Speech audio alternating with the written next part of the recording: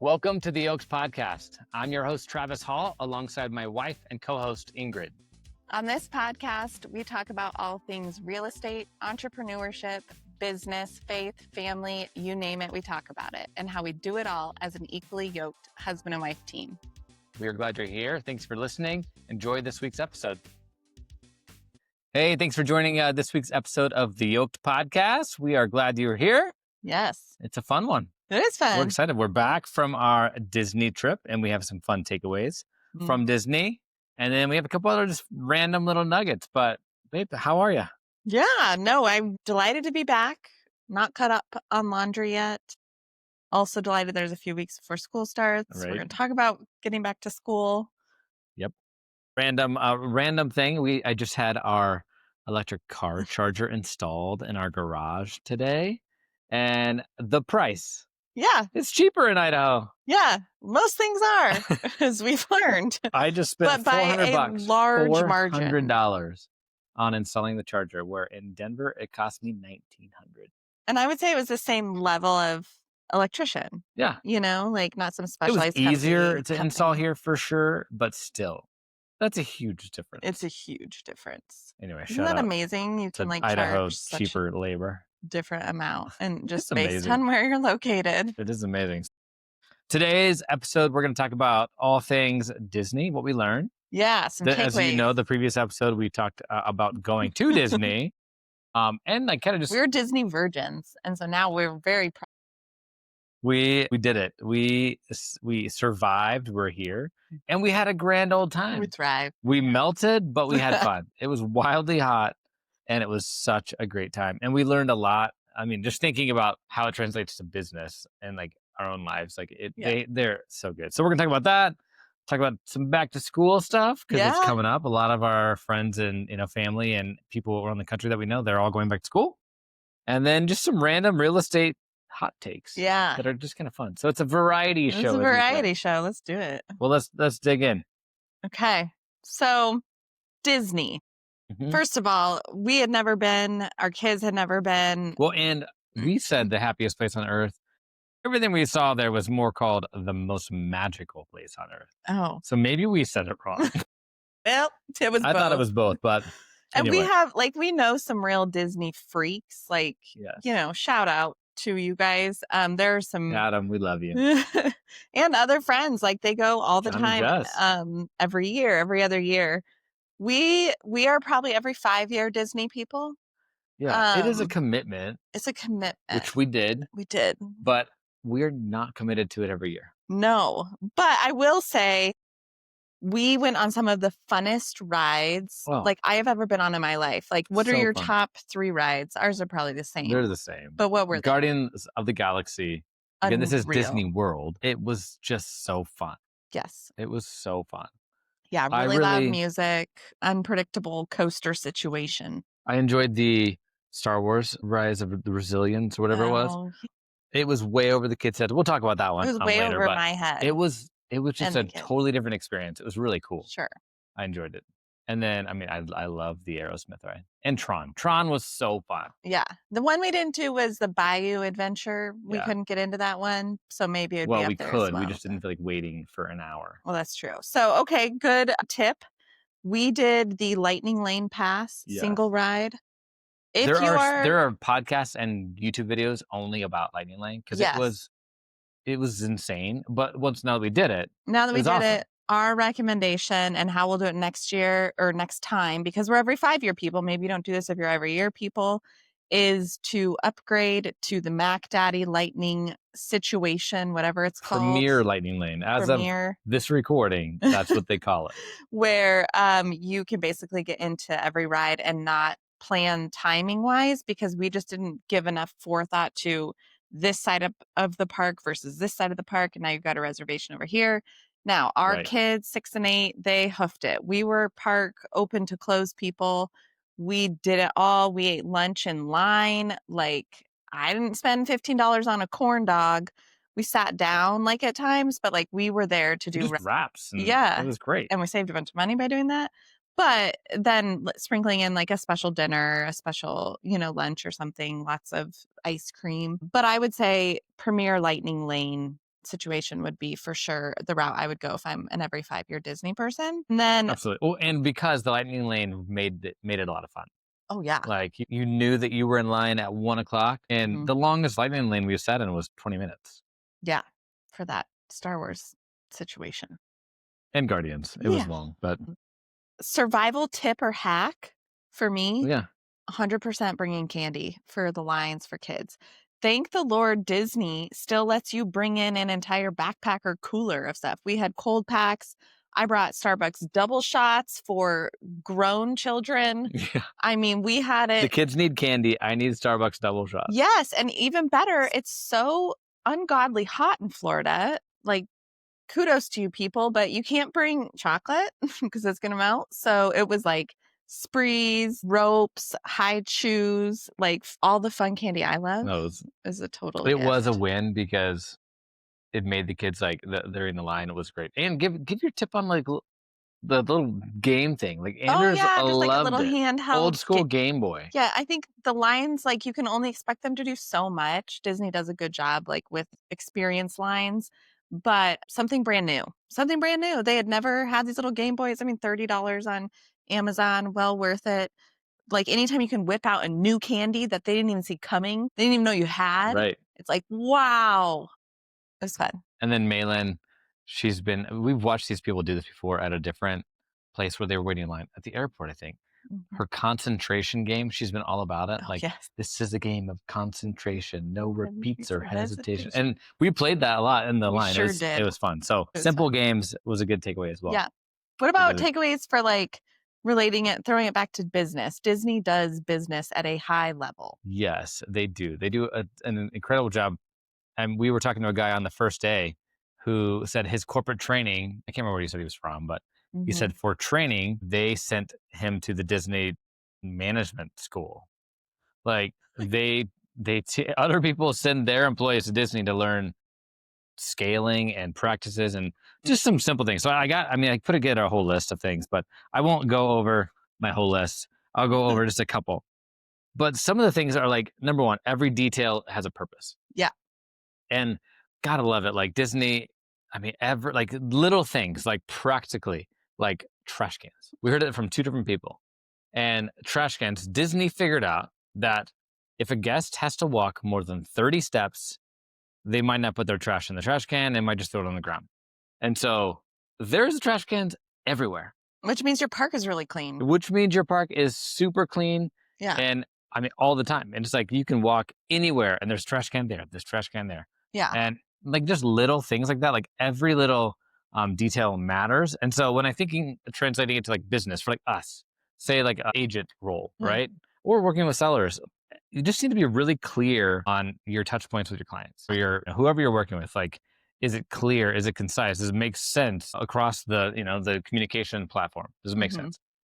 Number one is just clear guest flow. And that goes the same kind of a thing with communication. But when you're in line or trying to go anywhere in Disney, like whether you're on the app or asking a person or just looking up at the street signs, it's all like themed, right? But Mhm. you know where to go Yeah. and you understand like you can find it really easily on the app. You can like where's a restroom? You can filter by restrooms. And Yeah. it's like we can find that. And The so same thing with like asking people where something was. yeah, Everyone had an answer. And I relate that back to business where I do think there's value in like you could ask a question and if you don't know, like saying I don't know, but I'll find out.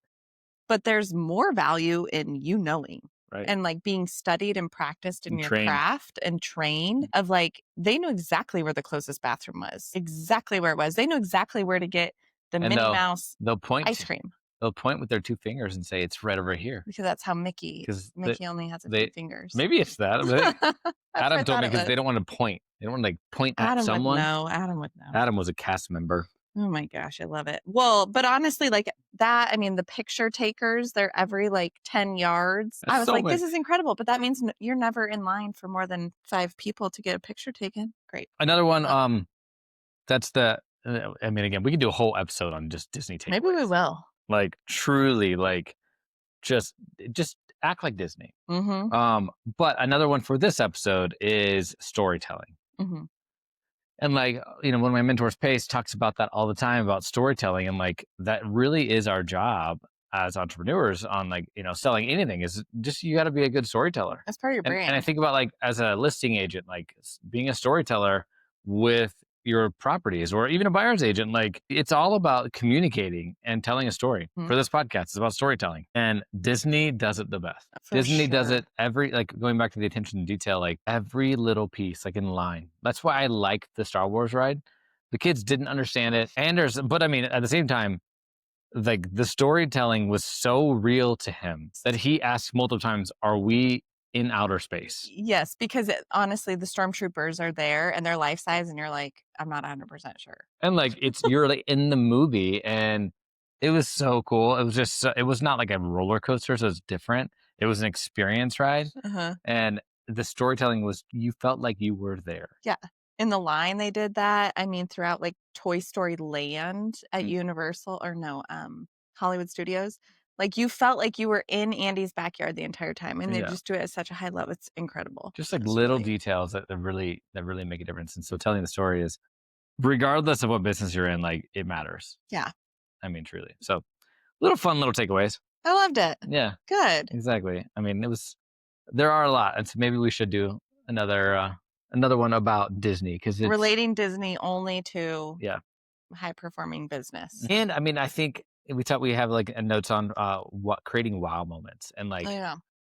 Disney does that so well, Mhm. and like little things like they're entertainers on the side, like on the Yeah. on the sidewalk, and they're just like a quick Hula entertainer, hoopers and they're and like boom, like they're doing some fun thing, hula hooping, and it's just the kids, everyone stops and watches, and it's what's super cool with it is they don't take tips.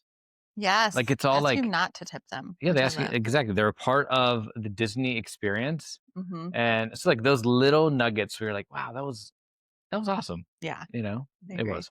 So anyway, all right, Disney. Let's talk about back to school because it's coming up. Yeah, so we have a niece and nephew both going into kindergarten this year. So Mhm. it's on our minds. Obviously, it's been a couple years since our kids started formal school, public school. But I think regardless of how you educate, choose to educate your kids, it is back to school time. It Like is. mid-August marks just the starting of a new season for us and our industry, but specifically, I mean, we have the same cadence as the school Yep, year. it does very much And follow so that. it kind of marks just this like back to, organized sports and schedules, agendas, but also like there are some really bittersweet moments of handing your kids off to some complete strangers for them to go get educated. Very much. And I mean, sure, on the homeschooling front too, I think a lot of our friends homeschool and there's some anxiousness that goes into that and anticipation. And are you equipped to educate them? Are they equipped to listen to you in that setting? And so just acknowledging like there are bittersweet, proud, sad moments, but also parents and kindergartners specifically. I remember just feeling like I wasn't ready and they weren't ready. Right. And I think it's one of those where like you are ready, You are. even if it And they doesn't are. feel like it. And they are. And they really are. I think back Um, to Anders when we were doing his IEP stuff yeah. early on, and we were like, oh, like he's young, and like the Uh-huh. counselors or whatever we were talking to, they're like, Yeah. he's ready. Like he's ready. We're Okay. like, okay, got it. Well, take him then, I guess. Right? I was And he thinking was. They were right. they were They right. were very correct. I was We thinking back to like all of the sweet stories we have of, school and childhood memories and thinking back like you met some of your very best friends even in preschool that were groomsmen in our wedding, but I was thinking about our kids specifically. I wanted to share this story and then also share a little prayer. I She Malin cried whenever she told me this during our podcast I'm not prep. going to cry right No, now though. But our daughter Malin, she is going into third grade. And at the end of her second grade year, she had just gotten really close with this sweet friend. He's a twin of boys. And I remember texting with his mom at the end of the year. They were going to do this kind of last little play date together because he was going to miss our going away party. And in that text string, she sent a picture of the boys walking into kindergarten the very first day, and Malin is in the picture. Yeah, that's super cool. And it's so cool. She sent this and she's like, I didn't even realize it until now, but that's Malin. And here's little Malin, little 5-year-old Malin going to school. And I was just reminded of like some of the very sweet, best friendships you might ever make, like start in your kindergarten years, or they can. And you can't make new old friends. And it's such like a sweet time to like encourage your kids in friendship, I think. So true. I love that. That was a cool picture that she sent, and it was like, it's just fun, Yeah. Yeah. because they didn't know each other before that. No. And I don't think they were really friends the first couple No, years. I mean they So, were like acquaintances, but right. they became pretty good buddies. So I love these prayer books. These are the Every Moment Holy liturgical prayer books. Highly recommend They're super good. if you like prayer, you want to include that in, as some of your spiritual practice, but you don't necessarily know where to start. Like I think these books just give incredible words to emotions that we all feel. Absolutely. This is their third volume, Work of the People. I'll put a link to it in the show notes. Yeah, and It is really there's good. a great prayer in here for you on dropping off a child at school. We read it every year and I cry. I'm just going to read a snippet to give the people just a taste so that they go It just gives you such buy it. good, like, practical direction in Mhm. your quiet, like, intentional moment. Like, when we were getting Yeah. ready to leave, Denver, like, you'd ask me, like, "Have you thought Ugh. about this and this?" And I was like, "Well, like, I haven't." And then you whipped out this prayer about, like, leaving a house and, like, starting over, and I'm like, "Oh my god," There's just felt all these a emotions. blubbering mess. There's one about like there's literally a prayer for anything. There is, So yeah. yeah, or DM me and I'd be happy to just send you this one. I'm just going to take a middle snippet to hopefully just encourage. But may this buoyancy of belonging fill them with a confidence to extend your generosity toward others. May they have humility to learn from those who are different from them and a soft heart for those who are struggling. May each of their own hurts become a source of empathy and compassion, fueling the courage to choose kindness over what is popular or easy. May they see themselves as part of your kingdom already breaking through, shining light into shadows with every action done in love. Creator God, who parents us all, hold my heart as I practice letting go. Hold this child as a school day begins. I love that. I didn't even cry. Good job. Thank you. Hopefully that encourages some of our listeners. Yeah. And Yeah. again, these books are called Every Moment Holy. We have all three. They really are good. Yeah, they're incredible. Shout out to them for Yeah. takes a lot of effort to put that together. Let's talk about real estate.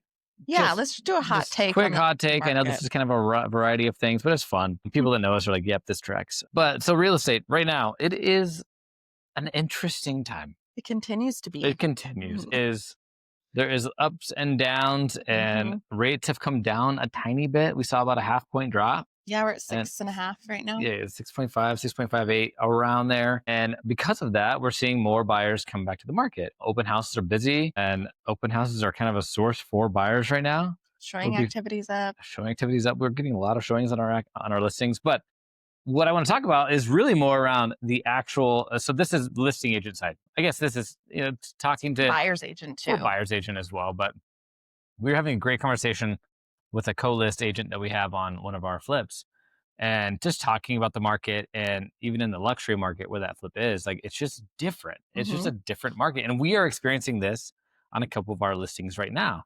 And what we're talking about is it's almost like buyer's agent. You have to like coach them along a little bit to get them to like prepare and like help their clients. It's kind of like Yeah. the client is really driving, the buyer's client is really driving the activity right now, versus like they've hired a buyer's agent to coach them and to help them. But a lot of buyer's agents it feels like they're struggling to grab the reins of that transaction. Yeah. And what do we mean by that? Like on some of ours, we're just seeing a lot more asks and requests of things up front that you would normally be doing once you're under contract. And things Mhm. like we're providing a fully executed seller's property disclosure, which is totally fine, Yeah, you but get it's it not anyways. necessarily the norm. Yeah. That we're helping provide insurance information. Like people are like fully trying to get insurance, A full a underwrite full of underwrite insurance. before they've even offered on the property. Yeah. architectural drawings, architectural drawings, well utility permits. bills, like Yeah. everything you would think of Yeah, how as much are you due on your diligence. annual utility bills? They wanna get all this information, and what we're finding is that some of these buyers aren't even asking for that yet. But they Like, they the haven't even buyer's agent seen is, like, the preemptively, like, trying to, like, gather and they haven't even information. seen the house. The Fascinating. question is like, "Well, have you seen the house? Well, Do yeah, you have even you like the house? or Do you is the love the buyer house?" interested? Because it eliminates opportunity, I think, on the selling end to negotiate anything in the escrow period. Right, I mean, you can't, like, sit there and say, "Hey, now you got this quote for insurance. We're willing to come down a little bit in price because it was more than you expected." Like, you can't do that. right. Well, and, like, I mean, just today, I sent out a full CMA, a comparative market analysis, Mhm. to a buyer's agent, Oh, yeah. I mean, which fully executed which is leases. fine. But it's just different. It's very Yeah. different on the listing side to be I mean, you're trying to throw every bait you can in the water right now. And a lot of that is to agents. Yeah. And so it's a way more proactive than I mean, which we know that, but it's just more practical right now. We're like, we are experiencing this and it's very different. And somebody else needs to hear that because if you want to get the offer, if you want the buyer's agent to actually submit something, like you got to work for it. And if your seller's motivation like matches, then absolutely do it. It's more work for Yeah. you, but Yeah. you can do it. And so we're just kind of talking about how it's just such a different market and the randomness of things that we are seeing with our own personal listings right now. Yeah. And I think it may be really frustrating for sellers because you start getting this information like, insurance. Hey, who underwrote your insurance? Or what about this well? Or what about the roof age and this and that? And it gives sometimes a false sense of interest when the buyer isn't really even that interested. And I it can know, be really frustrating for sellers because they kind of get their hopes up. They've been sitting on the market. They're answering all these questions, which would normally be answered in escrow, and then, like, they don't even really like the house. right? It can be really frustrating for sellers. I mean, like next thing is you're gonna see the buyers come in and like ask if they could like stay the night. Like, hey, Can we just make sure we can we really just like it? we just want to test it? Or what about your lawnmower? Yeah, Mower just come? does It's my like, lawnmower fit? is that a deal breaker? Yeah. I mean, a side note, we just sold our camper, and one of the buyers I mean, same thing. It Yes. was the same thing. No, I'm telling you, it's market It wide. was, It's like all but this it was like asking information. me all these questions. I've only owned it for a year, and I mean, I sent her everything I had. I gave her like a 2 hour walkthrough. Her and her husband, they were great, and like the follow up questions Mhm. where it was just like super detailed. She asked me if she could borrow it for 24 hours to go camping with her and her 5 kids. We're like, Also, nobody wants to camp for 24 hours with 5 kids. Like, yeah, you don't wanna do that. You wanna go for at least 2 nights. Like, do yeah, yourself a favor. You don't wanna load that whole camper, make the right. So beds, much effort. fridge, like, anyways, yeah. Anyway, that is But I I do think hadn't thought about it. It's the same. it's an indicator of the entire market right now, which is, like, front loading all of this information, and then actually, I'm still really apathetic. Well, and like talking about the Disney lessons, like a couple of them I can take for myself, like clear communication. Mhm. Like I'm not always the best at every little thing that I do. I don't communicate because I'm like, if I always put myself in their shoes, I'm like, I don't even know that. But in this market, they want to know it. They do. They do. And so I've gotten way better at like a voice memo. Voice memo is my best friend. Yeah, it But like a is. voice text memo of like, hey, this is what's happening. This is what I did. This is what I think. Boom. But you're also selling your services in that For moment. sure. Like, for brokers, like, don't discount you really telling your clients right now everything that you are doing on the back end because it's Right. a ton of work right now in the market to Right. get something sold and to get a buyer Right. That's so true. across the finish lines. But in thinking about Disney, I'm like, man, the communication piece, like, it's so streamlined throughout the whole thing. I know I've intentionally worked on that, Mhm. especially in the last year, of really documenting and being proactive on my communication style. Yeah. But Nice. anyway, yeah, that's a fun little hot take. I'm excited for to see what happens in the next month. Like, who Yeah. knows? Who I'm knows? excited for the next month. Right. I mean, things are moving a little bit. It feels like it's picking up a tiny bit.